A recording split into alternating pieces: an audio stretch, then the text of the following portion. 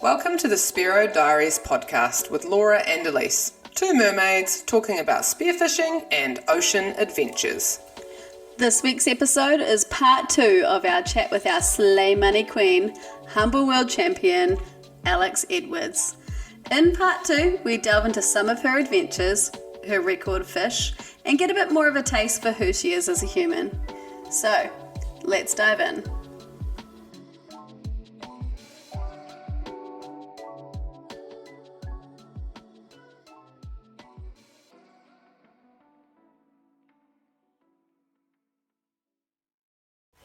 Welcome back to part 2 with Alex Edwards. We're very excited today to catch up with you and continue our yaps with you.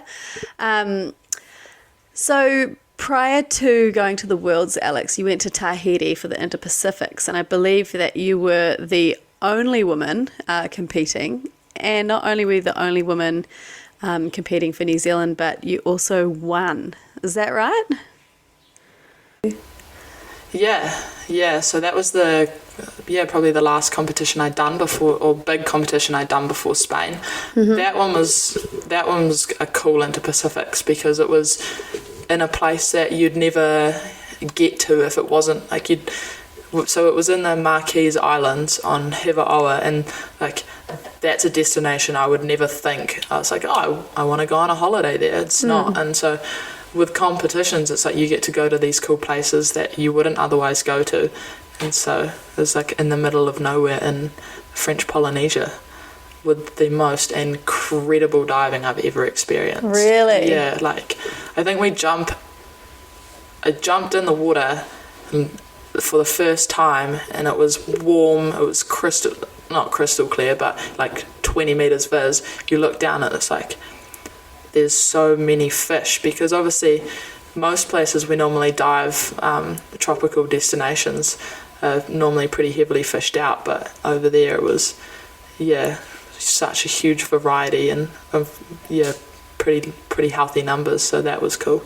That's incredible. How long did you have to scout for Tahiti? We actually only had I think 4 or 5 days before that competition, because the areas aren't as big. They're only a competition in the Inter-Pacifics is only a 5 kilometre area, so it's reasonably easy to scout that in that amount of time. Wow. And with that competition, you're up against some pretty incredible people. I know, you just mentioned Onyx before, that would have been her, stomping ground. Did she compete in that one as well? Yeah, so Onyx and Taina were both in that competition. Yeah, true. Taina would have been a weapon as well. Yeah, which is cool. Those ladies are awesome. I've been competing against them since I was maybe 15. And when I was younger, I was like, yeah, they were the ones always doing really well, and I was like, these chicks are so badass. Look at them, absolutely slaying it, and then to keep competing against them, and then for them to become your mates, your good friends. Just weapons in the water, and then just such beautiful people outside of the water as well. But absolute weapons in the water. But I somehow managed to I suppose do what I had to do, and it's just, take that title out from under them. And then win. I feel bad because it's they're my mates, and just you don't want to be I won, that was so cool, but it's also that's a weird thing about Inter-Pacifics is generally the people that you're competing against, it's you've been competing against them for ages, so it's your mates, and competing against your mates is I'm not sure. Oh my goodness. So we're going to just chat about one more event that you're in, the Australian titles, when you're 17. A couple of interesting things about that. Can you tell us about the actual competition? And then after that, we want to know what you did on your days off. Oh, the days off of that competition was the best, but so that competition was sort of the first one that I just finished high school, and I think someone had asked me, they're like, oh, you should go to that, and I was like, oh no, one of my friends in Australia was like, oh, you should come over for this competition, that would be pretty cool. So I was like, oh yeah, why not, like it's really not that far to go from New Zealand. So jumped on a plane, got there. Where's there? There was Port Fairy in Victoria. Yep. Which, this little, I suppose, like kind of fishing community, I almost want to say. Okay. Really cool spot. The diving when I got there was awful. It was cold. We had like a meter viz. And I was like, what did I sign myself up for? I was like, yeah, competitions are fun and all, but this part of it is not. That was a scouting day, but luckily it only got better from there. Was this in summer in Aussie? Yeah, so this was in like February, but because it's right down the bottom, it's still freezing cold. I just picture Aussie titles, sunshine, tropical times. Well, it was hot on some of the days, but obviously Victoria's weather fluctuates so much. Yeah, it gets windy, it gets cold. Yeah. It's like the Wellington of Australia, eh? Yeah, but that competition was cool because it was the first one I'd ever done solo. So at the time, the Aussie titles, so they're a 3-day competition and you dive by yourself. And so that was the first time I'd ever done a competition by myself where it was like, it's just you.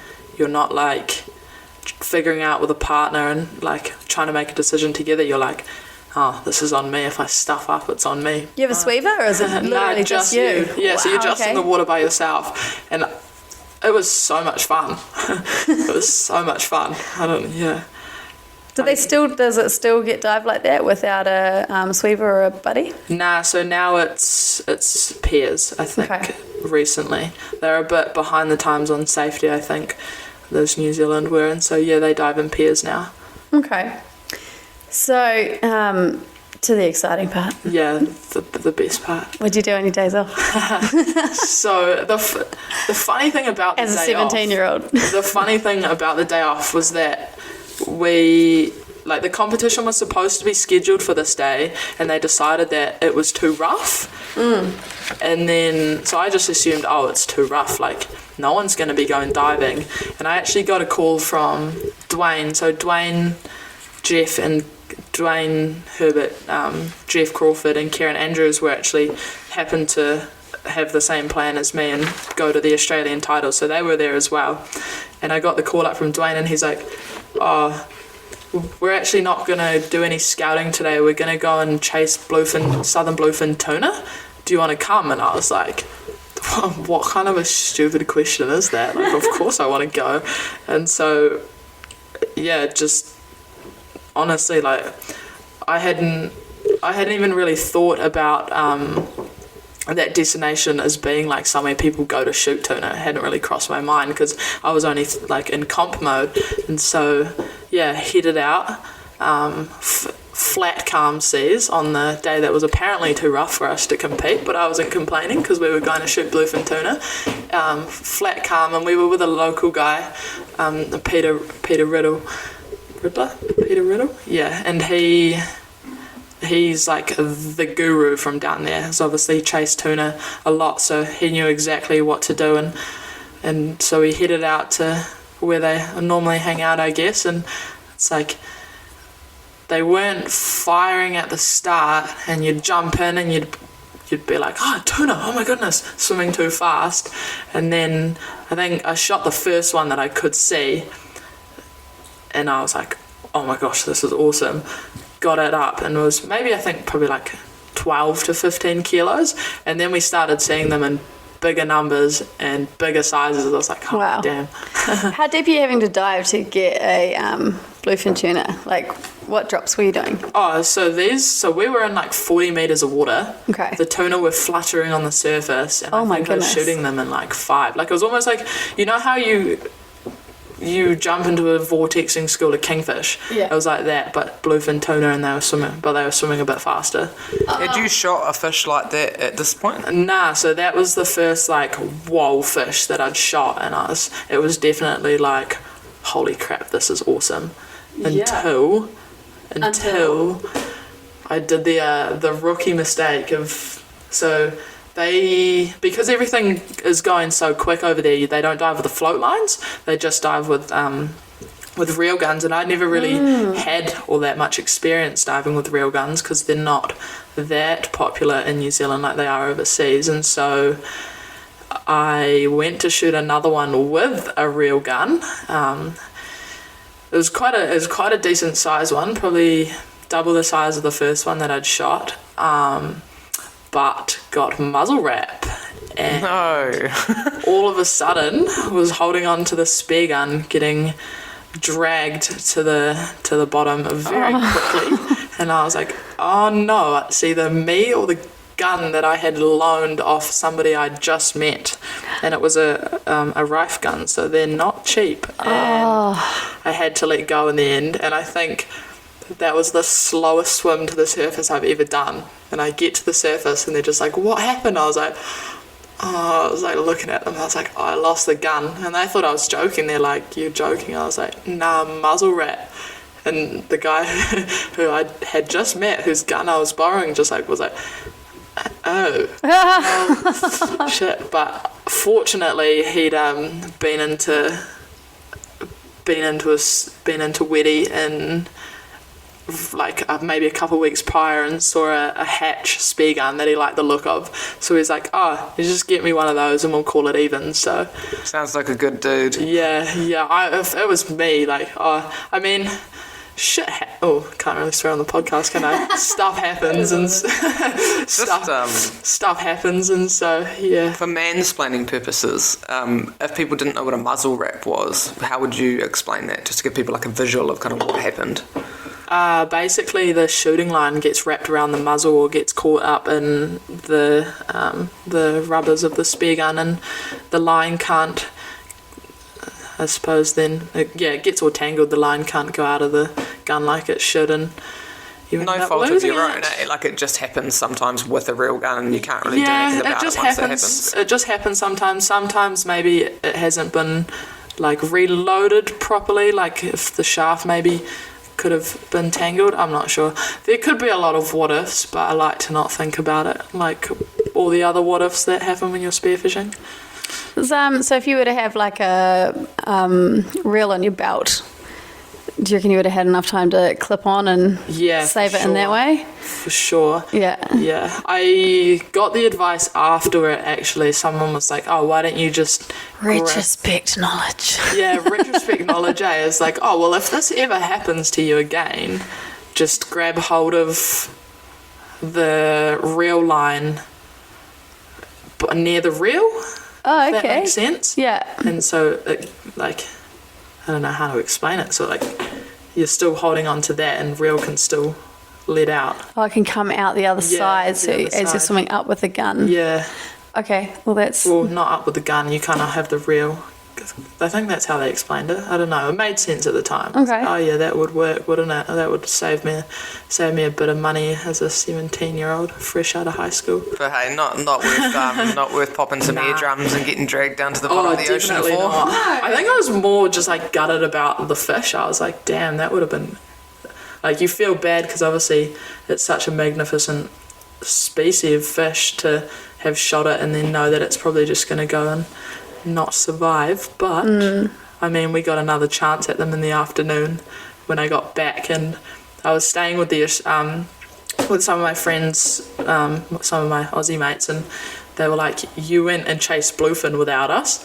And I was like, oh, what? And they're like, I think we still had a couple hours of daylight left, so I get back from going to chase them with the Kiwi guys, and the Aussies are like, yeah, it's our turn, let's go. And I was like, what, really? And they're like, yeah. And then gear just starts flying into the boat, and off we are again. And the afternoon, it was really firing. It was you'd see, we were just fluttering, you just see them fluttering on the surface for ages. And you'd jump in on a school. I think I was diving with one of my friends, and she's got this video footage of her filming it, and the boat must have come up to pick her up, and she goes, you can hear her through her snorkel, it's like, just leave me in the water, I'll die happy. And I was like, that is such a good representation of that day, because it was so awesome. Like seeing that was like, yeah, epic. And it's like, I suppose, yeah, you would die happy if that was the last thing you're seeing. Was that one of your best days spear fishing? Like, I know you mentioned other really cool days where you've like managed to plug some like records. Would you say that would be equal to that day, or do you want to tell us about that day as well, actually? Slide on in there. Yeah, so smooth though.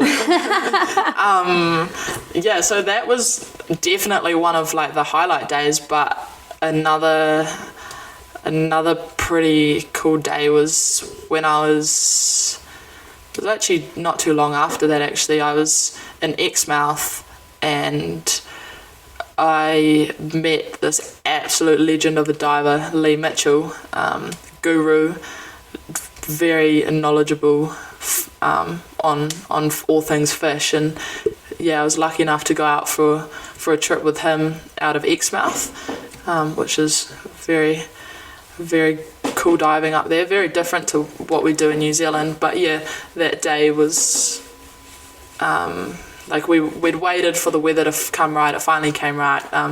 Headed out on this epic mission, and I didn't really know what I was in for. And it's like jump in the water. It was warm, clear. I was like, oh, this is already better than most diving we get in New Zealand. It's like it's tropical, you know. It's pretty nice. And then I just started shooting these absolute like dream fish that most people dream about. So I suppose it was almost a little bit tin ice, but they were deep, so I suppose you had to get to them. Like, how deep are you talking?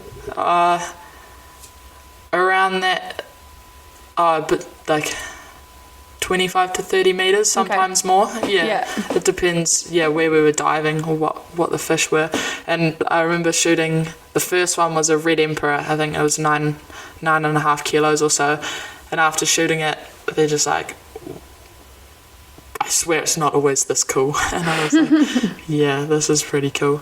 Yeah, they're like, I think they almost thought it was like a bit tin ass too, because it's like this young Kiwi chick comes over and jumps in and shoots this big red emperor, which most people like spend a long time trying to get, and they're like, cool, we'll start inviting Alex out on more dive trips. Is that the red emperor that you got the record for? Yeah, so it actually ended up being an Australian record, for Australian women's record. I think. Nice. Yeah, I can't actually remember, 9 point something kilos. Do you still hold that? I think so. I think I do. Yeah, I can see why they think it was a bit tin ass. I mean, I can't casually drop 25 to 30 metres as a tin ass, but I guess coming along and scooping up a record for a fish that a lot of people do shoot. Especially that was like the first fish that I'd sort of shot there, and they were probably like, oh yeah, but then we go to the next spot, it's like, oh, get another one. And I think it was like, I have this photo actually from after the trip, and it was like me holding like a it was like a couple big coral trout, a saddletail sea perch, which is another really prized fish over there, and then that red emperor. So yeah, that was like the best day of my life almost, I think. Apart from, well, at the time it was, I guess that leads us pretty well into some of our next questions, because we think about, and we talk about a lot, those days that really stick with you, and you've obviously had a lot of years in the water and a lot of trips and a lot of really awesome fish, but when you talk about those ones that have had that like lasting impact on you, it obviously isn't just the fish that you've got. There's so much more that goes into it on a day out and a memory that sticks with you. But would you say that all of these experiences and adventures and these records that you get and the competitions you go to, would you say all of that has a really positive impact on your well-being? Yeah, for sure. Like, the part of it is like getting out there and like being in nature, reconnecting with nature. Getting in the we love it. Getting we in love the nature. it. We love the nature. That was a big question. Yes, sorry, it was a big question. I guess I'm just Yeah, I suppose one of the things I love about spearfishing is like when you're out there, you're doing it with your mates. Mm-hmm. Yeah, so doing anything with like your friends that's like wholesome activity, I suppose, or as far as spearfishing wholesome as it can be. But yeah, so yeah, being out there definitely is good for your well-being. Yeah. That's what I've noticed about you, even though for Interpacks and things and at Nationals some of the time you were supporting or managing or helping, you have this big smile on your dial and you connect with all these other people around you and you have these strong friendships. And like you're saying about the Inter-Pacifics, like I saw you with the Tahiti girls and Aussie girls, and like just seeing that you've formed those friendships over this shared passion obviously brings a lot of goodness to your life. And I guess there's been times where it's impacted your well-being in a really positive way, but has there been struggles to your well-being with diving as well? Like, we know you've had a number of like injuries and... Yeah, it's a couple of years ago now I had two pretty big hip reconstruction surgeries, and at the time, like, I couldn't walk, couldn't really do anything, but luckily I could still go spearfishing in moderation around those surgeries, because turns out you can swim but you cannot walk. So I was like, that's crazy. Low impact. Yeah. And then when the doctor's like, yeah, go for swims, obviously you interpret that as go for spearfishes, because that's going to help my healing, isn't it? Did they realise, like, who they said that to at the time? Like, a regular doctor's like, go for a swim, and expecting you to maybe do like a couple 25-metre lengths. Like, you know, they probably weren't envisioning you like getting out in the ocean and just going like, oh, I'm just swimming, just downwards, yeah, just down. Just a little bit of, yeah. Well, I think I did ask if I could wear fins. I don't recall what the answer was. Maybe I wasn't really listening. But yeah, having spearfishing at that time was definitely a huge help, because I suppose you guys probably know it too, when you are going through tough times, being out there doing something for you or something that you love, always brings that a lot of joy, I suppose.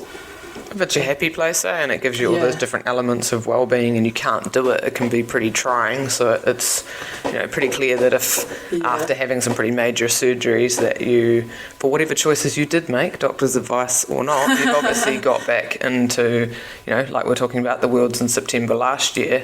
We know that you've been a commercial diver where you've been diving for a job for the last few months and stuff as well. So you've obviously figured your way back to a state of health enough that you can keep doing it and enjoy it. Yeah, I suppose it took a little while. I think I was like on crutches for like 2 years or something ridiculous.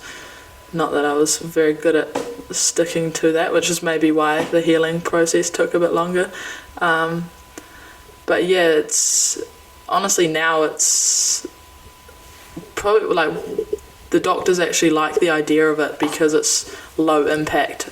So yeah, spearfishing is the perfect sport if you've been through a hip reconstruction surgery and looking for a new way to keep active.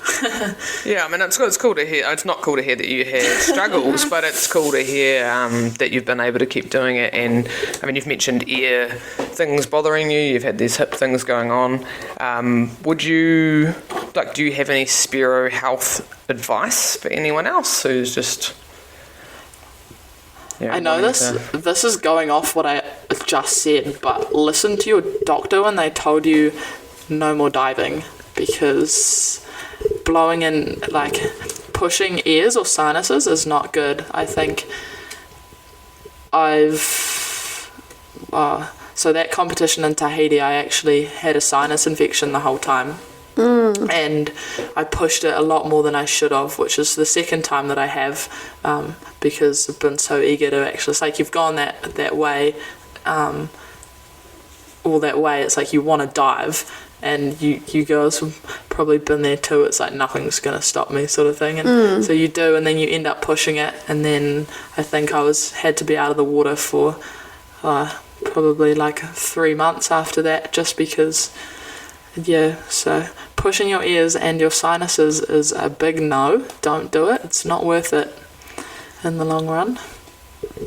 Yes, I too have learnt my lesson recently about that, which is why we're making eye contact around the table as well. It's I agree with you. Take my advice. Sometimes you think that all you want to do is go diving, but if it means big long-term issues like ruptured eardrums and infections and time out of the water, it is not worth it.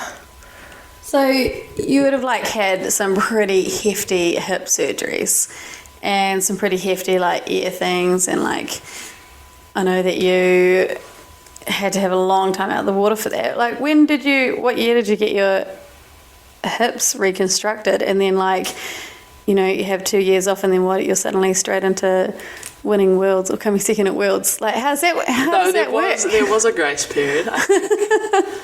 Luckily, it was actually during COVID. So, we weren't actually allowed to dive, or for that part. That was when I first found out about it. Right, okay. Yeah, but then after that, spearfishing is one of those things where, I think once you've, it's quite easy to get back into, even if you've had a long time off, because it's mostly knowledge based. And so, if you do take that time off, it's after a couple dives, it's I remember how to do this again. And maybe if you've been diving your whole life, Alex, but some of us have been diving for less than 2 years is not the case. It's actually 11 years now, I think. Almost 11 years. And no, longer than that, almost 12 years. God, I'm getting old. Oh, you're 23, you're old. She's, ripe old age of 23. Yeah. God, I'm no one likes you when you're 23 though, so. Well, I'm sure sitting down here, I'm pretty sure my back hurts. I need a cup of tea. I've forgotten my questions, getting older here. Do you have any funny stories for us that you can pull out of the hat? I'm really going to expose myself here. Do it. And I don't know. We're here for it. Yeah. And this is a story that I've not told many people. Fantastic. So when I was younger, this was actually my first dive. No, my second time spearfishing. I hadn't actually shot a fish at this point. And we jump in on this kind of pinnacle. It was reasonably clear water, but I couldn't see the bottom, and I was pretty terrified of that point of view. And then out of nowhere, a big school of kingfish come up. Ooh. And me being the little 12, well, not little, because I was probably still just as tall. They're distracting me. Do I need a drink break too? Mm-hmm. Yeah, there we go. Some spearfishing. I do drink breaks, Laura. Yeah. See? Yeah, wow. Drink breaks. Sometimes at least. Yeah, but no, so, can't see the bottom. Second time sort of spearfishing. I hadn't shot a fish at this point. Big school of kingfish comes in, and obviously Dad's right next to me, and he's stoked. He's oh my God, is Alex's first fish about to be a kingfish? But it wasn't, because I got the spear gun, I go down, and I was absolutely terrified of these things. I thought they were sharks. Oh. Yeah, so I thought that this school of kingfish. So good. I was because I was little, and these were big kingies. So How little are we talking? probably still pretty tall. Still taller than me. but I mean. So 11 and still probably taller than me. Yeah, but they were big, and they were scary, and they were swimming at me, and I may or may not have thought they were sharks, and so I may or may not have just pulled the trigger at nothing so that I didn't have to shoot one. Oh. That is pretty exposing. I know. I don't even think I reminisces. I don't think Dad knows that. So you purposely chose to absolutely. Yeah, well, I think I might have put effort into it, but I was not gonna be mad if I didn't get it. I think I was probably so nervous, chasing. I was I don't know what I'm doing, and there's a massive fish in front of me. What do I even do? I mean, one on its own as a new spearer or a kid is quite, mesmerising, intimidating, but a whole lot of them together. Yeah. They are big fish. I mean, essentially sharks are fish, so I don't blame you. And it was scary, and And look funny. where I am now. She's got over that fear Yeah. now. Now she's I was actually I was scared of a lot of things when I was younger in the ocean. This is like double exposing myself. good. Like, there's Yeah. a good fears to have as a Like- child. Like, you know. Like being scared of whitewater, couldn't catch me swimming through whitewater. Seaweed, See, these are funny stories. Picturing you, Alex Edwards, who I think is legitimately probably afraid of nothing, and you go and jump in with all these king tuna and stuff, and then Yeah. you switch back and seaweed, whitewash, and kingies were, scary to you. That is very funny, Yeah. actually. Have you gotten over the fear of seaweed, or are you like, you know, someone that goes swimming at the beach with their booties on with their bikini? Seaweed fine, but like you're swimming and you might touch like something like slimy. And you're like, Yeah. oh, what is that? Yeah, Yeah, absolutely. I swear I'm brave. Ugh. I'm not really, but I swear I'm brave. Yeah, you're so brave. Hopefully that has changed now. I'm pretty sure it has with the kingfish. I get it. I was diving with you, and there was a big school of like really big, well, to me, really big kingies, and I was intimidated. So I look at them, and then I look at the one in the back, and I'm like, yeah, the one at the back's still like probably smaller. Might go for that one, because it was definitely a moment where I was like, oh god, they're quite big. Yeah. The little one was still my biggest one. And then Teresa like got like a, I don't know, 28 kg one and really just big brought one. up a Brutus. And I was like, good lord. That's what it One would have that's been the like. size of her. Yeah. I mean, to be fair, there were like a few sharks cruising around having a poke around at the same time. So A few sharks, a few yellowfin. yeah. Yeah. Is that what happened there too? Did you Few see the exciting yellowfin and just things. shoot into space, or what happened there, Alex? God, stop exposing me at least. Shit. The truth really comes out. Nah, it's the yellowfin. It was one of those moments where I was never expecting to see yellowfin. I dove down to fend a shark off a pink maomao that Teresa had just shot, and then just like peripheral vision, they just obviously tuna swim really fast. They just come in, and it's like, oh no, my gun's facing the wrong way, and by the time you compute like, oh my goodness, it's a yellowfin, like your heart's going a million miles per hour, and then by the time I got the gun round, it was like they were tailing off.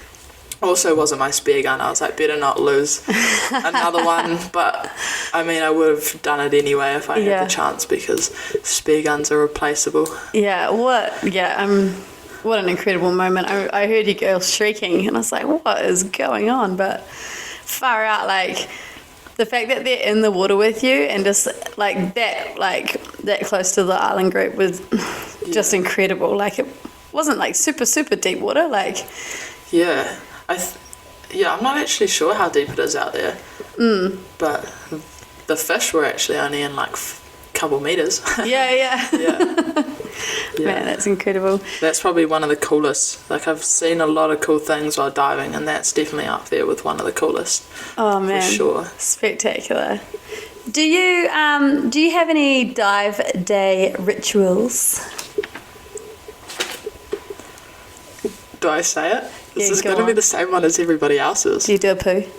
What is it? Well, you have to. You have to. I don't have. Yeah, you I have knew to. it. You have to. Yeah. Well, that's the first thing. It's like at work, we're always running out of coffee. Yeah. So this is like outing the boys, probably. Well, no, I mean it's a normal thing. Everyone needs to do it, right? Every day, most every people. day. Yeah. So it's like, It's a healthy system. yeah, big run of coffees. Sometimes people need to have two, but got to get it done. But nah, other than that, I don't. The line out the door on a, like when you're all booked a house, and you're yeah, all about to Nationals. go diving, like at Nationals, there is a line out the door for the toilet, you know, every morning, and people were getting so like, you know, getting the sweats on. I remember one of the recent nationals we went to, one of the boys had to play music for himself. I won't name names, but you know who you are. Relaxing music on their phone in the toilet so they could relax, because everyone's lining up in the hallway, and then we've got people in the driveway yelling at us, honking, telling you to hurry up to get to You the need start to of relax nationals, and yourself. everyone's just trying to have a That's Meanwhile, we had another mate with his like head out the door trying to yell at everyone at the same time as going. oh no. That's it. Speaking of music, that's actually a recent dive day ritual. on the way out to the Nationals. This was in the Bay of Islands again, but this was only, when was that? Was that last year? Last year. My dive partner, Tom, we've done a few Nationals together, but he has this song he put on, and it's called Here Fishy Fishy. Yes, this is going to be your intro song, by the way. Yeah, so it actually came from Tom, and he's like, I'm not sure if that was the first time he played it, but he's like, I've got the perfect song, put on Here Fishy Fishy. Yeah. And it's a kid's nursery rhyme, and it's the best. Quite honestly goes, it's like, here fishy fishy fishy here.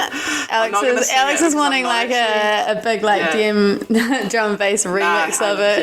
Yeah, my day, just like put a bit of, wait for it to draw. No, and so I think, she cranks it loud and on repeat. On repeat. Yeah, so and you have to dance. I think it was stuck at the Inter-Pacifics this year. I think it was stuck in everyone's head by the end of it, because it was like, I think we played it in the tractor ride to launch the boat. Yeah. On the boat ride, before we got on the water. Yeah. And then probably like at the end of the day too. At any point, if we looked sad or we were like looking concerned, we'd crank it up and drive past. You girls all right? Here, fishy, fishy, yeah, when they were diving, actually, I was like, I think we need a bit of luck, and so we had a speaker there, and it's got to put the song on for good luck. So shout out to Tom for that one. Thank you. Yeah, thanks, Tom. Life changing. Yeah, do you kind of, when you dive, do you tend to have a bit of a tune in your head? Like, I've always got music playing in my head. Half the time I don't know the words, but like for diving, like I just choose a song that's like real calm and that calms me down. Have you got something like that? I don't think I have a particular song, but like I definitely get songs stuck in my head, and it's like always like just a few lines, and it plays over and over, because obviously sometimes when you're diving, or especially when I'm at work, it's like you've got all this time to yourself to think, and it's like there's only so many things that you can think about, and then it just start singing songs in your head, not like a crazy person, but probably like a crazy person. Well, speaking of crazy people, for encores that you're crazy. Carry on. So speaking of crazy people, we've got actually a couple of new sections that we're adding in as of your episode. And one of them, I think we're calling it the Rookies Rant, or the Rookies section. So please share, did you make any rookie mistakes when you began? When I began? You know, just rookie things you've done, maybe? I probably made lots of rookie mistakes when I began, but I mean, I was a rookie, but now I'm like... We know a rookie move that you could tell us about. Yeah, I do have one, but I'm trying to avoid it because it's like, it still brings me night terrors. After Dark Edition. Yeah. Exposed. Alex Edwards. Continue. The more you speak about it, the more you'll heal, Alex. Tell us all. Yeah, all right, so... It was a beautiful sunny day on the west coast of New Zealand, across the Hokianga Bar, when I was chasing marlin. I can't actually go on for that long. That's right. Yeah, so we were so I was chasing marlin. This was maybe 2 years ago now. Trying to shoot one for the Blue Water Classic, which is a blue water spearfishing competition that the North End Sparrows host, which is a really cool competition because you're chasing fish that you otherwise wouldn't normally maybe think of.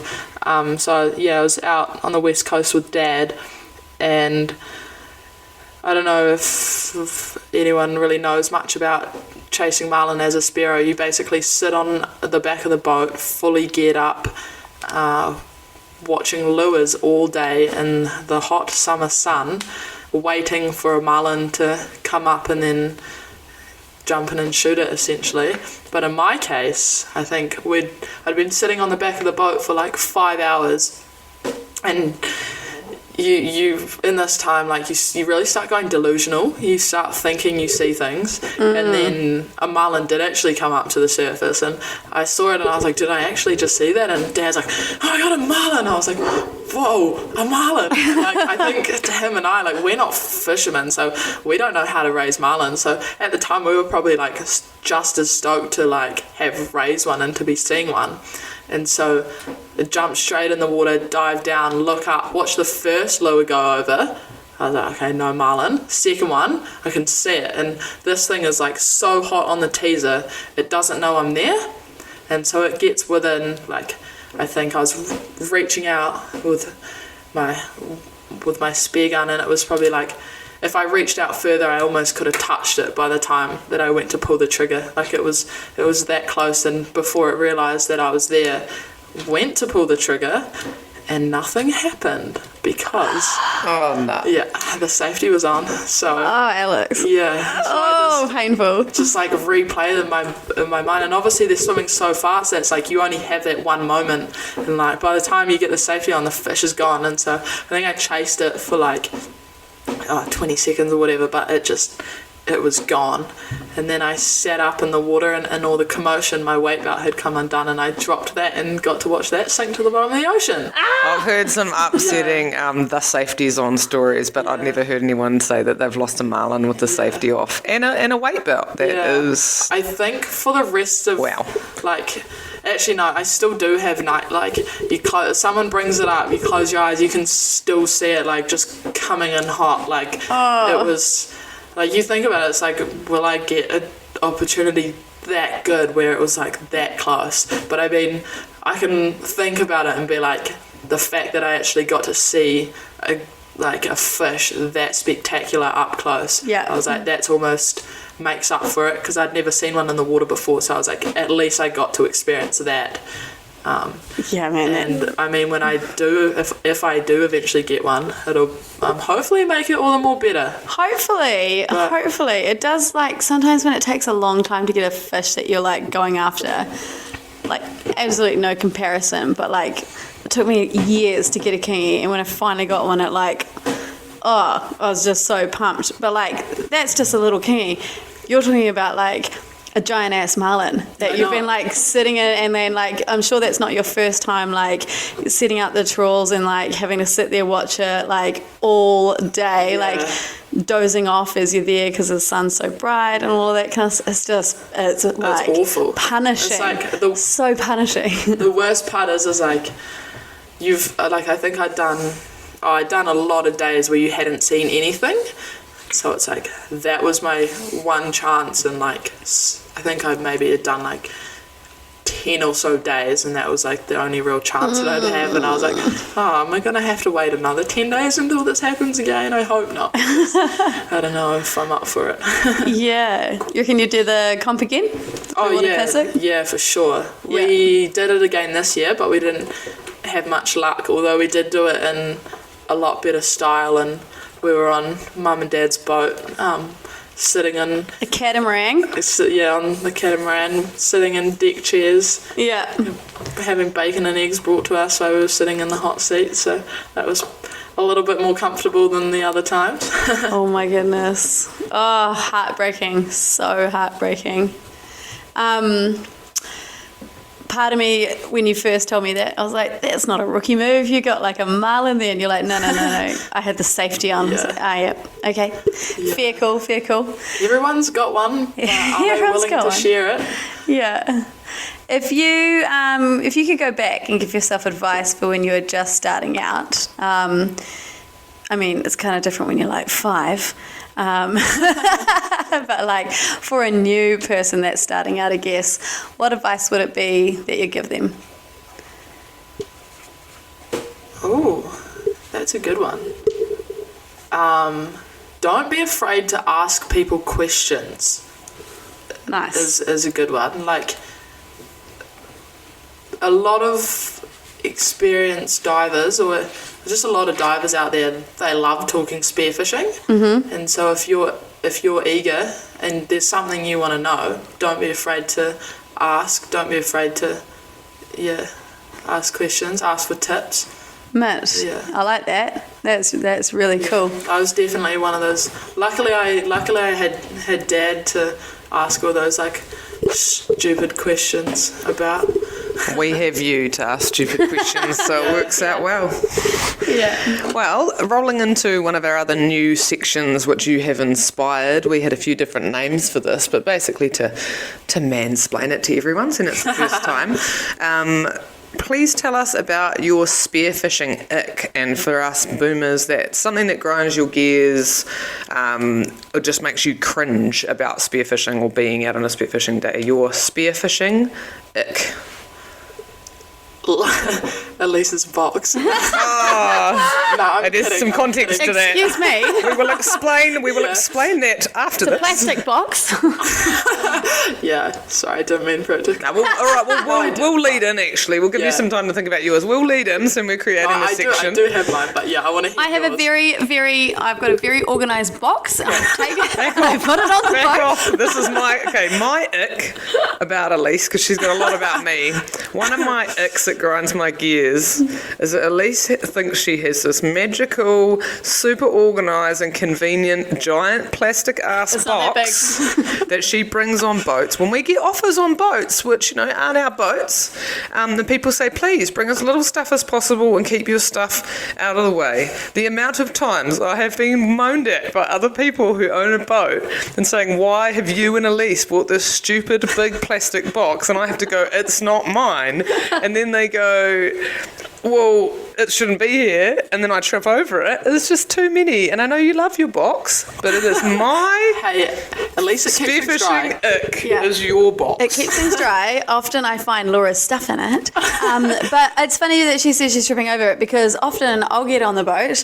I would have cleaned up my stuff, look around, What, in and your there's box? this 30 metre green line just spilled out onto the floor. And that Sometimes I'm recovering from fishing. for half an hour. And there's just line everywhere, guns there, bloody goggles, mask, all the shit's all over the floor. And I look around and I'm like, oh my goodness, Laura, would you put it in my fucking box? Anyway, here you go. That's what this is about. Elise just wants me to put my stuff in her box. Just clean up. The thing is, there's no room for Laura's stuff anymore because This your question's for box Alex. is taking up anyway. I think you will get the point of what a spearfishing ick is. Yeah, we got a few things to put on ice here. We got to really cool down about it. Yeah, we're going to cool down about a few of these things. So, Alex, please follow on from our horrific explanation of what a spearfishing I ick rate is. the box. My spearfishing ick is when you're chasing kingies and someone will shoot a kingy. Yeah, I suppose you do want to get it out of the water because you're worried about maybe sharks, or you don't want to lose it and you just want to get it in the boat. But it's when people throw a kingfish that hasn't been bled or ickied with the spear still in it, chuck it in the boat, and it's like splattering around, blood's going everywhere. Yeah, that's not a pretty sight, is it? Meat. Kingfish tails whacking everything, spears flying, and so that's probably my spearfishing ick. Is that just deal to your kingy in the water? But no. No. Okay, so not bleeding it out. Yeah, looking. Just yeah, rinse the meat, right? yeah, Like looking out. Yeah, look after your fish. And, Yeah. You got any others? I've got another one while you think. Oh. This isn't actually directed at Is it about Elise me? at all. Yeah. No, as I just said, it's not directed at you. Go, why don't You've you- actually never done this to me. I'm pretty Okay. sure not. If you have, not on purpose, and I didn't notice. Go on, just tell me what you really think. Nah, I cannot cope with anyone aiming at me. And I know that probably seems pretty obvious, but there's an array of what people think aiming at you is. And that's like anything that could be interpreted as a slightly aiming at me underwater. I completely agree with that one. I know we've not done that to each other. Got any more though, Alex? What have you had to think? Surely being a really get it out. commercial Get angry diver, there must be stuff people do on those commercial dive boats that grinds your gears. No, I can't out the. Oh, my icks. This isn't actually an ick. This is just you guys were ranting to each other. Yeah. So Jackie and I, when we go diving, sometimes we have quite friendly competition, and this normally means if she shoots a fish bigger than me, she loves to let me know about it. And so this one particular day, I'd shot a kingy, it was in the boat. Jackie comes back with a thumper, which was sick. And then it was like, oh cool, we've got enough meat, we'll go try shoot a John Dory. And I was looking high and low for this John Dory. And I don't know if you've ever been chasing John Dory, and you can hear them grunt sometimes, and so you're like, I know that there is a John Dory in the water here. And this was actually quite recently, and I was like diving everywhere looking for it. Jackie comes over, and I come up from a dive. She comes over to like see what's going on. I was like, oh, looking for a John Dory. Does a dive, shoots it, hear the gun go off. She comes up and she's grinning so much, and she's just like, when you start smiling so much, your mask starts filling up with water. And she's like looking at me. She's like, ha, screw you, Alex. And I was like, obviously, like, she's your sister, so you can be like, you little. But so your little sister, who's the current New Zealand women's champ, smart ass about it, is she? Yeah. Oh, and then I was nice, like, Jackie, nice. Yeah. This particular day, I was like, I'll show you, and so I was like, can't get out of the water. And we're not actually normally competitive against each other. It was just the fact that she was like, like I got it, you didn't, and I was like, well. She's really put a challenge to me now, hasn't she? So I was not getting out of the water until I got one, and it was bigger than hers. So just want to remind you of that, Jackie. Just to put that on a podcast forever, Jackie. So one day when you get on, I'm sure you might tell the story different, but who knows? But have you got a favorite kind of shark story, like a moment where it's just an incredible moment where you've been able to be in the water with a shark? I have a couple. I think the biggest one that comes to mind would be, again, this was when I was in Exmouth diving with Lee, and this trip hadn't been as exciting. Yeah, it hadn't been like we hadn't exactly seen like that many cool fish. I think it was kind of like we got out to where we were diving and the viz on the bottom wasn't very good, which it often was like there, and so we were just kind of shooting I think I'd shot a little Spanish mackerel. The boys had got it on the boat because they wanted to go somewhere else, and I was just sorting out the Spanish mackerel, about to swim back to the boat, and I see the shadow of a tiger shark swim under me, and I'd never seen a tiger shark before, and I didn't think much of it because it was kind of at the edge of viz, but the viz was actually quite good, maybe 15 meters, and it cruised on under. And I was like, whoa, that's cool. But I didn't see it again. But I called out to the boys anyway. I was like, oh, there's a tiger shark in the water.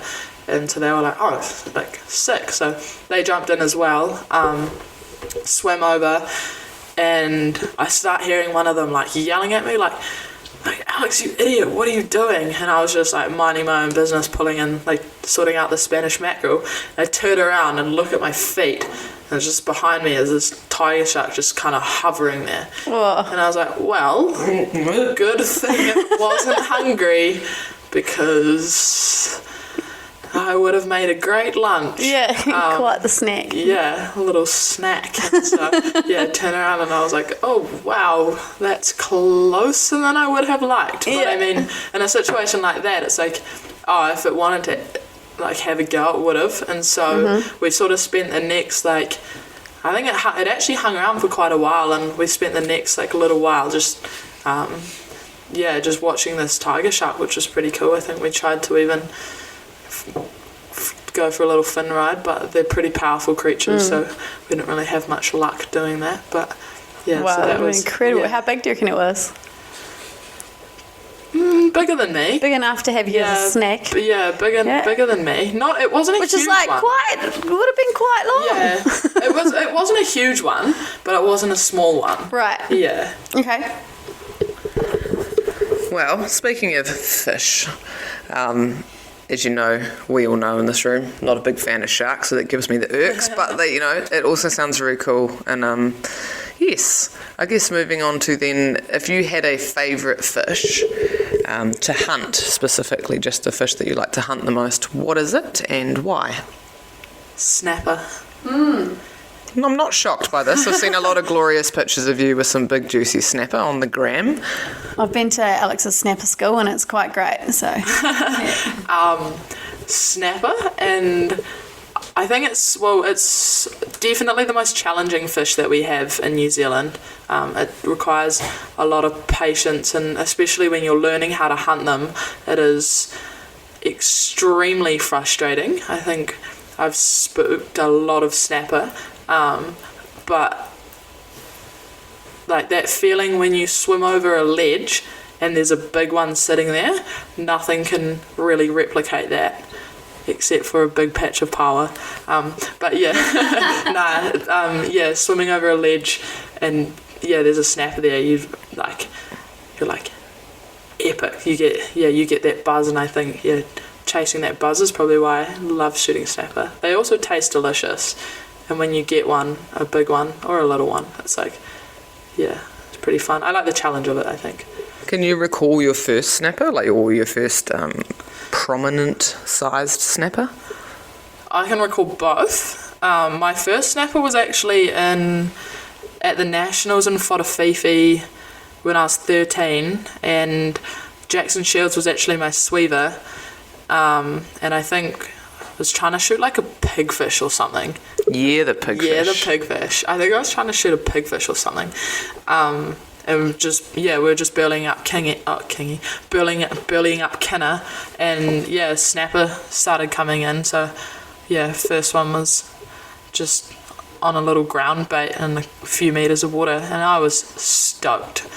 Yeah, absolutely stoked. And I was like, I think I got back to the boat and I was like so happy to show Dad. I was like, look at my snapper. And then he pulled my older sister Kate, who not many people know that I have an older sister because she's not really that into spearfishing, and this was probably like one of the first fish that she'd shot, pulls out this like 5 kilo boarfish. Whoa. And I was like, as you do, and I was like, I think she's not shot many fish in her life, but she has shot that one. Wow. Yeah, I was like, damn. That's so cool. But so that was the first snapper, and then the first like kind of moocher, I suppose, like we call them moocher snapper, and that's like a snapper that's like, I suppose you'd consider it's like big. Probably what's the lower range for a moocher, like 15 pound. Wouldn't know, haven't got one. Like a moocher sort of starts at like 15 pound, and so this is when I was 14. This was on a ground bait. Okay. I was just burleying up Kinner, and I think I started the dive with Dad, and then he ended up swimming off to go do some snooping, and I was like, I'd seen quite a few like smaller snapper, and I was like, this is looking promising, and so just kept putting down a few Kinner, like left it for like 5 minutes, and then came back over the ledge, and I was like, oh, whoa, I think, have you guys had that feeling? Yeah. It's like the first time you see a big snapper and you're like, it's like a wall just goes like, in front of you. You're like what do I do? Like, oh my goodness. And you're like, how do I even, what? Like, like, you honestly forget how to spearfish almost. Like, the first time I was just like, and you're like, you're trembling. You're like, because I was only 14. And so, it's like, I better not stuff this up. And luckily it was on a ground bait, so it was distracted. But, shot that one. I've never been so stoked swimming it back to the boat. I think I got back to the boat, and maybe it was when I got back home, and Mum's like, still not 30 pound though, is it? Jenny! No, that wasn't the first thing. That wasn't the first thing she said, but she did remind me of it. And I was like, Mum, I know you're cool. Funny. But nah, that was the first like prominent, like the first like moocher snapper. And after that, I was like, I am hooked. Same thing with like comp dive, was how I was hooked on comp diving. I was like, I was like, this Same is way so you were fun. hooked on a puddle.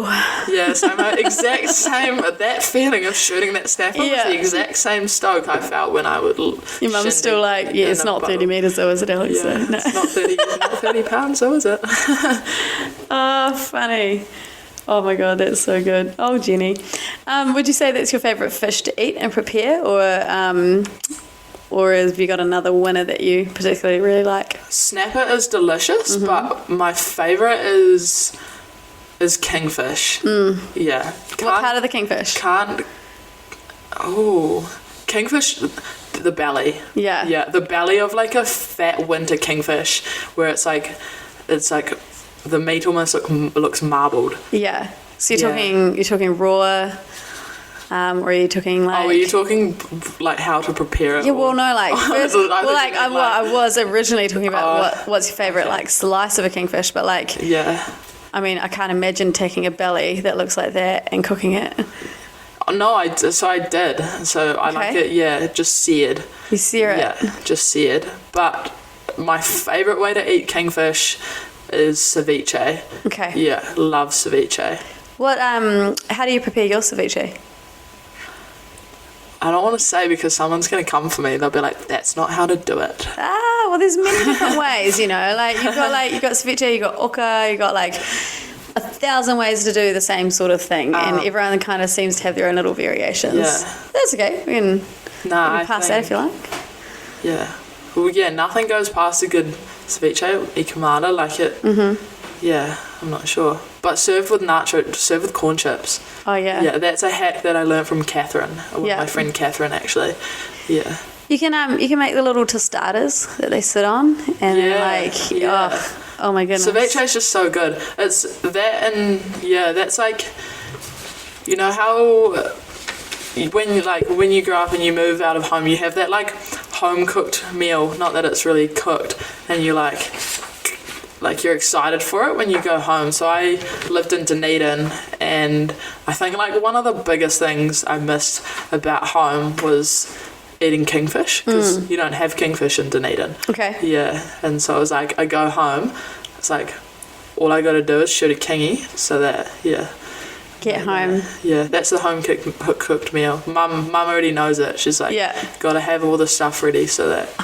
Such a Shut up, such Mum. a good family. Even though I just eh? called you out, Mum. Shut up, Mum. Yeah. My daughter's coming home. I need to go get her a kingfish. No, I think she leaves that part up to me. I think the start of this year, very start of, no, actually it would have been last year. I think this was like one of the first dives I did after getting back home up for Christmas, and we were out on the boat, and Mum's like, what are we going to do for lunch? And I was like, I'll just jump in the water and shoot a kingfish. And she's like, well, that's very optimistic of you. And I was like, oh, well, I'm going to take that as a challenge. And so we were staying on the boat out at the Cavallis, and I was like, all right then, mother, challenge accepted. And yeah, jumped in the water, shot a kingfish, and I was like stoked as swimming it back to the boat, and I was like, well, I don't know what you're eating, Mum, but I'm going to be eating kingfish. No, Meanwhile, she knows you well, and she's like, I know what I got to say to get myself a kingfish. Probably. She's like, yeah, you're right, actually, come to think of it. All right. Well, rolling on, do you have, I mean, it sounds like you've had some pretty dreamy fish experiences in your life, but you have many years ahead of you with those young hips of yours. Do you have a dream fish, like a next goal fish? A marlin? Redeem myself? I have. A marlin like that you've shot or that you've seen in the safety? I want that exact same marlin. Actually, I remember what it looks like because I see it in my nightmares every night. No, this is actually a good one. So when I was in Exmouth, Lee and we had lots of yarns about what's your dream fish, and I think one night we ended up actually writing it down. We were like, all right, what's your top 10 dream fish? And I think both of our lists were pretty similar. It's like standard, it's like, you want to get a big dog tooth. There's lots of different fish, but I think for me, I really like demersal fish, and that was the same as him, and that's why diving with him was so cool, because we were both if we'd go for a dive, we'd shoot a fish that was a demersal, we'd be stoked. So I think I can't remember the top one then, because this was a few years ago now, but the one that's still up there for that is I'd love to shoot a big purple cod. Okay. Yeah, that would be cool. I can't actually picture that. It's, I don't know how to explain it. It's like a, What area of the world? What kind of... So is it Australian fish? Yeah. So you get them in Australia, New Caledonia. Okay. Yeah, a few different places. Ooh, Laura's that just is pulling up a pretty. photo. So it's... Yeah, but they're Kind of looks like a pink meow almost. But they're big. Like I think they've got it was little some black spots all over them. Yeah, I think it was like... And then I think on my list it was like I wanted. There's actually quite a few, and most of them it's like a 10 kilo one of this, and that's because like 10 kilos is like the mark. So for demersals, I reckon, and 10 kilo purple cod would be awesome. There's lots. I could run through them. Māori sea perch, love to shoot one of those. You haven't got one yet? No, I haven't. Okay. That would be awesome as well. But marlin.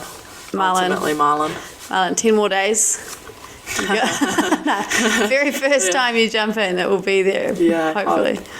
touch wood. Yeah, or a bluefin tuna with a big bluefin. That would be awesome. Big bluefin with a nice, spear second. With a nice spear gun rifle, like just kind of hanging off it. You get gun and a fish. That'd be pretty nice.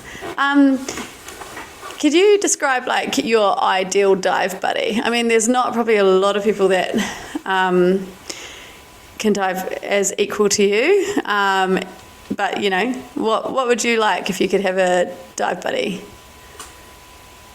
I suppose the most important thing is having a dive buddy that you know is going to have your back if something does go wrong. So, yeah, someone you can trust. I've done a lot of comps with my mate Tom, and we've got pretty similar diving abilities, which is always good because it's like, you know, if you do get into trouble that they're going to be able to rescue you if need be. So yeah, diving, you want someone that you can trust with similar ability, and someone that's not gonna snake your fish. No, that's no, Tom Hosanna with the fishy fishy song, right? Yeah, Tommy Hosanna with the fishy fishy song. Someone that's got the similar dive ability to you. Yeah, that's probably nice. The most important. And maybe doesn't do what Jackie does by the sound of it. I know. Nah. To be fair, it was that fish was just as much hers. No, fair enough. Being able to be able to dive at your caliber, like for you to keep performing, you need people to be at your level and to have your back and all that kind of stuff. So yeah, I think the most important thing about if you're wanting to do well in competitions is you've got to stick to the same dive partner, and because obviously you get used to how one another dive, and it becomes you create that I don't know what, like a flow or like a rhythm. So diving with someone consistently, nice. Someone you have fun with as well. That is very key. That is why I like diving. Because otherwise it's way too serious. Oh, I love diving. Otherwise it's way too serious. And Tom and I always have that friendly banter as well, which is always good. It's ideal. A completely different avenue of chat, really.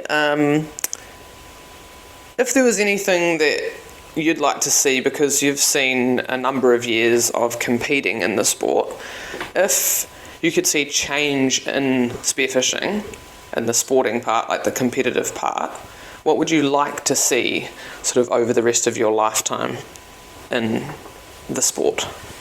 More females. Yeah, nice. The wahine. Hell yeah.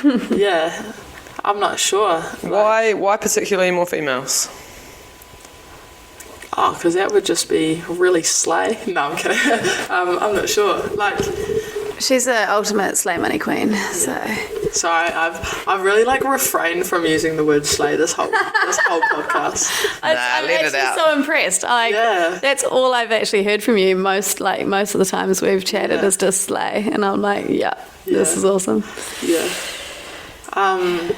That's great though. I mean, that's what I picked up on. I mean, I wasn't part of the Inter-Pacifics team, but I was there as an honorary helper and first aid girl. But I really liked seeing you girls as a crew gelled and singing a fishy song and supporting each other and getting excited and sharing the knowledge. And so I can see why you want more women. And I mean, it sounds like you kind of had to, and I know you had teammates over the years and you had your mum and other people supporting you, but there aren't huge amounts of women in the competitive side of spearfishing, so I can see why you have said that. Yeah, at the moment it's like, I think it's actually pretty strong, like throughout the years, because I've been around a while. I'm getting old, you know. No, yeah, like a lot of years you don't have all as much interest in competing from females, and it would be really cool. So in the Indo-Pacifics, the men's teams, they dive 4 divers. And just recently, because it is growing, the women's previously has only been a team of 2 instead of a team of 4 like the men's, and so it would be really cool to one day see or a team of 1 in Tahiti. a team of 1. that was kind of cool because like I wasn't like, as I psych myself out a lot in competitions, and so that one was kind of cool because it was just, you know, like it's just you out there spearfishing, and it just kind of feels like more of just a dive day. Even though when I like first got into the water for that day, I think I missed like, oh, this is calling myself out again. I was so nervous, and this has happened a few times. I think it took me like 4 or so fish until I actually got one in the float boat, like from missing and losing them. But luckily they were only basics, which is like maybe a little bit more embarrassing because they were basics. So I ended up picking them up later in the day. But once you get one in the float boat, everything kind of settles down. Yeah, it does. You stop being so stressed. Yeah, you're like, okay, we got this. Out. Yeah, but no more. Yeah. Well, we did put the call out to the community, and we did get a question from the public. The question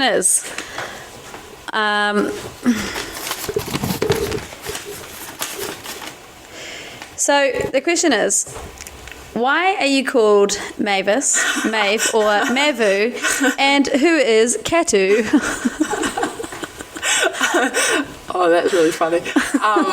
So when this was, I think, around like 2019,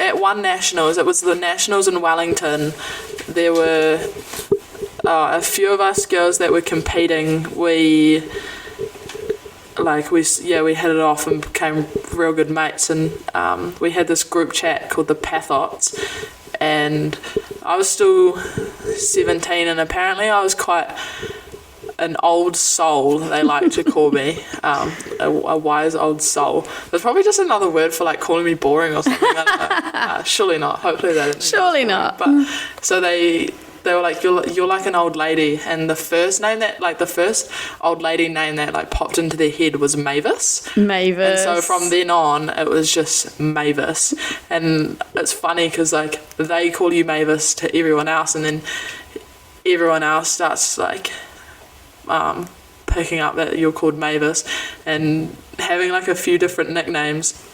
I have another nickname that I got down south, which is Beanstalk. Because obviously can't think why. Can't think why.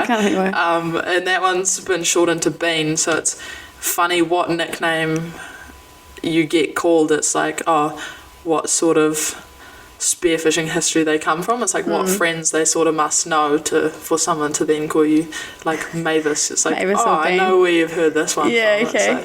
It's travelling. It's travelling. So, Mavis, who is your favourite auntie, and why is it Katu? I like how you say we put it out to the community, but the community is actually just Catherine. Catherine is one of a very good friend of mine, and we've been competing together since I was probably like 14, I think. And so that she knows that I can't call her my favourite auntie, because I actually have like all the aunties. Like there's Esther and Hilaria, the OG aunties as well, so a few more as well. So Catherine, I'm not answering your question.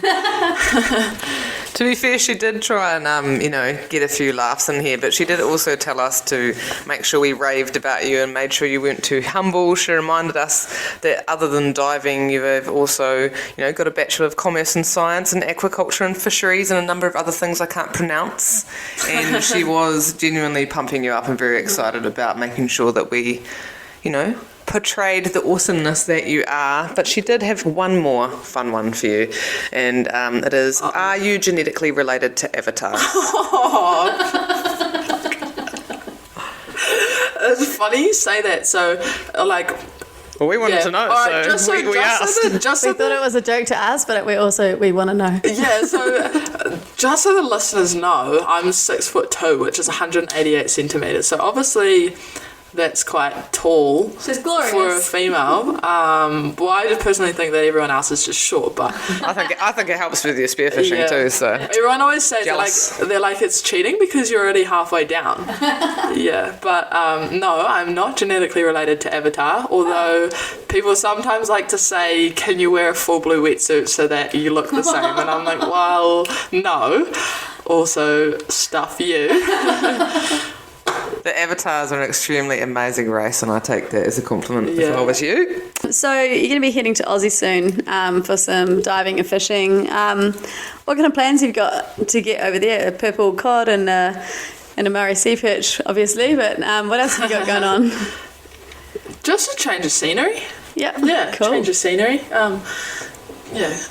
Go do something different, go chase some different fish around. Australia is really cool because they've got so many different fish species.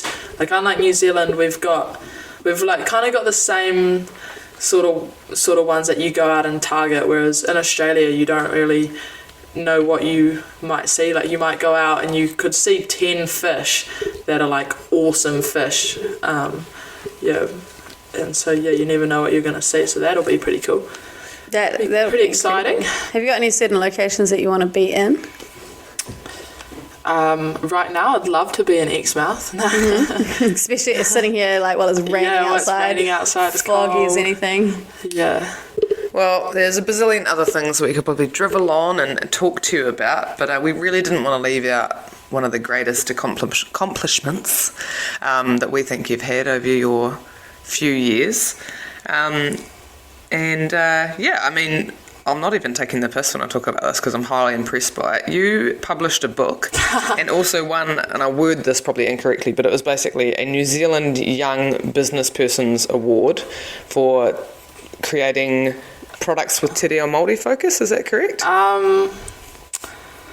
Yeah, this is outing my other side. My friends like to say that spearfishing is my only personality, but I like to think that there's more to me than that. No, when I was in school, this is for a school project for business. I wrote a children's book. Mm-hmm. Trevor the Trevally. Yep. In a plastic ocean. It sounds like a little bit cringe looking back. It's not. It's an awesome book. We actually have it here with us, and Elisa's kids love it and froth it, and we read it to them all the time. So. Yeah, so that was pretty cool because it was, sort of teaching that next generation how important it is to look after our oceans. So I think that award was... it was the Young Enterprise National Multi-Business Award. But that was a little while ago now. It was one of the first things I heard about you, and I just remember, it's kind of what you just said. I remember thinking, this is a different element to this person who's also very good at spearfishing. So it's really cool that you used your experiences of the ocean and your love of the ocean and your experience with fish to create that, and obviously, turn it into something that is English and Te Reo Māori. And I know you're saying you're not selling it, you're not promoting the book, but I just think it's a bit of interesting info about you. Yeah. Not very good at spearfishing. Still have lots to learn. We all have lots to learn. Some more than others. Alex, is there anyone that you would particularly like to have us interview? One person whose yarns I would love to hear about. Not that I've not heard them all before. Yeah. But I'm sure they'd be great for everybody else's ear holes. Is Kevo the Sparrow. Also known as Kevo Not a Sparrow. The Vejo. Kevo the Vejo. Isn't he a vegan? He's vegan, right? Sometimes it depends on how many fish he shoots. It depends on how much diving he does. And I'd love to hear him on the podcast. Yeah, well, we'll have to get him on. So, Kivo, we'll be sending you some messages, mate. Yeah, we'll be hitting you up. Sounds good. It has been an absolute pleasure to talk to you, Alex. Have you got anything else that you'd like to add in before we peace out?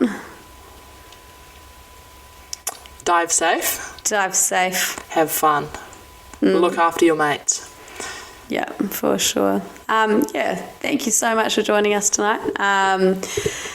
It's been so cool chatting, and then for a good amount of time. So we just super appreciate it, and it was good. Yeah, no, this was honestly been really good to. We've had some chats to you, but you're one of those people that we feel like, you don't share everything with everybody, and you are a humble person, and so we appreciate that you trust us enough to jump on here and share some private stuff about your spearfishing life and your life with our listeners and with us. And it's been really cool hearing some detail about your adventures. And hopefully we can plan some future adventures with you on the water as well. I hope so too. Thank you very much for having me. Yeah, of course. All right. On to the After Dark edition. Alex Edwards. Signing off. Signing off. We hope you really enjoyed getting to know Alex better. And we've no doubt you are as impressed as we are with her many glorious achievements in her short few years on this earth and spearfishing.